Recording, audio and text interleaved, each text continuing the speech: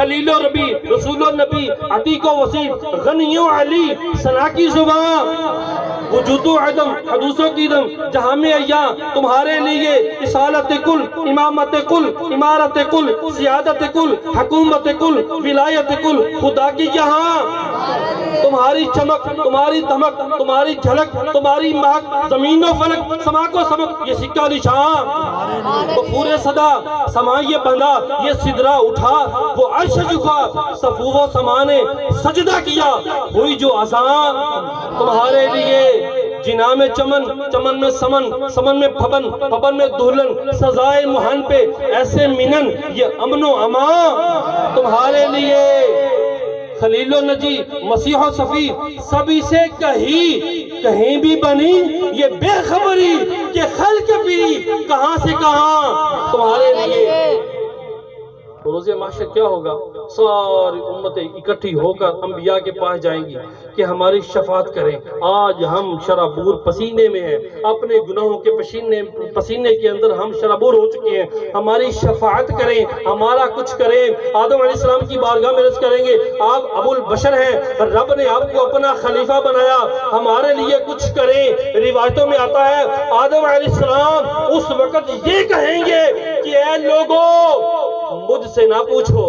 مجھے تو نفسی نفسی ہے، میں نے ایک دفعہ گندم کا دانہ کھایا تھا، نفسی نفسی، آج مجھے اپنی فکر ہے، کسی اور کے پاس جاؤ۔ پھر لوگ سارے لوگ چلتے چلتے دیگر انبیاء کے پاس سے ہوتے ہوتے عیسیٰ علیہ السلام کے پاس پہنچیں گے، عیسیٰ علیہ السلام سے عرض کریں گے اے عیسیٰ آپ روح اللہ ہیں، آپ کلمات اللہ ہیں، ہماری سفارش کیجئے، ہماری شفاعت کیجئے، ہمارے بارے میں کچھ سوچئے، آپ اتنے نرم دل تھے، آپ دنیا میں کہتے تھے کہ کوئی بندہ اگر تمہیں ایک طرف چانٹا لگاتا ہے اس کے سامنے دوسری گال کر دو، بدلہ نہ لو، آپ بڑے کریم ہیں، آپ بڑے کریم ہیں، آپ روح اللہ ہے، ہماری شفاعت کیجئے۔ عیسیٰ علیہ السلام بھی فرمائیں گے نفسی نفسی، اے لوگو آج مجھے اپنی فکر ہے، میں تمہارا نہیں کچھ کر سکتا، ہاں میں تمہیں کچھ بتاؤں گا ضرور، میں کر کچھ نہیں سکتا، میں بتاتا ہوں، تم سارے اکٹھے ہو کر